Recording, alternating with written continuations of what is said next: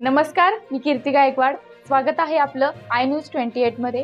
चला तर मग जाणून घेऊयात महाराष्ट्रातल्या ताज्या घडामोडी। वैजापूर उपविभागीय कार्यालयासमोर भूमिहीन गायरान हक्क संघर्ष समितीच्या वतीने जिल्हाधिकारी यांनी काढलेल्या जी.आर. परिपत्रकाची ओळी। छत्रपती संभाजीनगरचे जिल्हाधिकारी दिलीप स्वामी यांनी अतिक्रमण निष्कासित करण्याचे तारखेसह वेळापत्रक नमूद करून परिपत्रक काढल्याने महाराष्ट्रातील अनेक जिल्ह्यांत वातावरण चांगलेच तापलेले पाहायला मिळत आहे। यामध्ये गायरानधारकांमध्ये भीतीचे वातावरण पसरले असून गावरानधारक रस्त्यावर उतरून मोठा संघर्ष पाहायला मिळत आहे। सध्या जिल्ह्यात अतिक्रमण करून शेती कसत असलेल्या व आपल्या कुटुंबाचा उदरनिर्वाह करत असलेल्या गायरानधारक शेतकऱ्यांची संख्या मोठ्या प्रमाणात आहे। यामुळे या गायरानधारकांमध्ये भीतीचे वातावरण निर्माण होऊन सरकारविरुद्ध प्रचंड असंतोष पसरल्याचे पाहायला मिळत आहे। गायनधारकांच्या नावे सातबारा द्यावा व तात्काळ हा अन्यायकारक जी.आर. रद्द करावा, यासाठी मागील काही दिवसांपासून फुलंब्री, खुलताबाद या तालुक्यासह जिल्हाधिकारी कार्यालयावर भव्य आक्रोश मोर्चाही काढण्यात आले होते।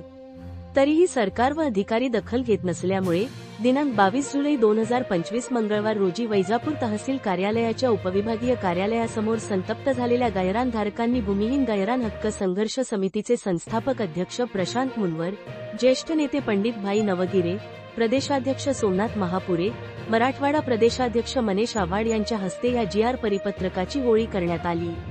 याप्रसंगी युवा जिल्हाध्यक्ष रोहित सोनवणे, महिला जिल्हाध्यक्ष संगीता अहिरे, वैजापूर तालुका अध्यक्ष मोहन आलाट, खुलताबाद तालुका अध्यक्ष पद्माकर खाडे, फुलंब्री तालुका अध्यक्ष शेख पाशुभाई, साईनाथ साबळे, दादासाहेब त्रिभुवन यासह मोठ्या संख्येने गायरानधारक महिला, पुरुष, युवा हजर होते। यावेळी विशेष करून महिला गायरानधारक प्रचंड आक्रमक दिसून आल्या।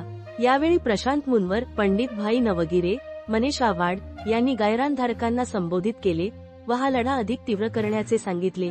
तत्पूर्वी गायरानधारकांनी आपल्या व्यथा मांडल्या व तालुका अध्यक्षांची ही भाषणे झाली। संवाददाता मनीष आव्हाडची रिपोर्ट। ही आमच्या लेकरांच्या भविष्यासाठी आहे। आक्रोश आमचा कोणत्या माडीसाठी नाही, गाडीसाठी नाही, आक्रोश साध्या पोटासाठी। एवढं साध्या सरकारच्या लक्षात कसं येऊ नये, परंतु हे झोपीचं सोंग घेतलेलं सरकार आहे आणि या झोपीच्या सोंग घेतलेल्या सरकारला आपण एकत्र होऊन एकजुटीनं यांना उठवायचं काम आपण या ठिकाणी करायला हवं। आता काय बोला, एकीकडे ते माझ्या बायकोला म्हणतात लाडकी बहीण। दादा, एकीकडे माझ्या बायकोला म्हणतात लाडकी बहीण। अरे लाडकी तुम्ही बहीण म्हणता ना, मग बहिणीच्या संसारात हातभार लावा ना।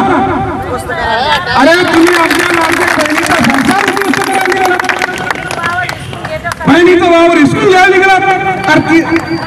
ती लाडकी बहीण आहे ना, ती जर लाडकी बहीण आहे ना, ती सरकार आमचं बी मायबाप आहे आणि मायबापाच्या जमिनीमध्ये प्रॉपर्टीमध्ये आजकाल मुलीचा बी हिस्सा आहे।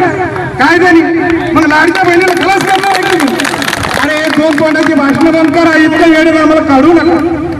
एकीकडे लाडकी बहीण म्हणायचं म्हणजे आम्ही तुमचे जावई झालो ना, लाडकी बहीण म्हणायचं आणि लाडक्या बहिणीच्या संसाराला काडी लावायचं काम आहे सरकार।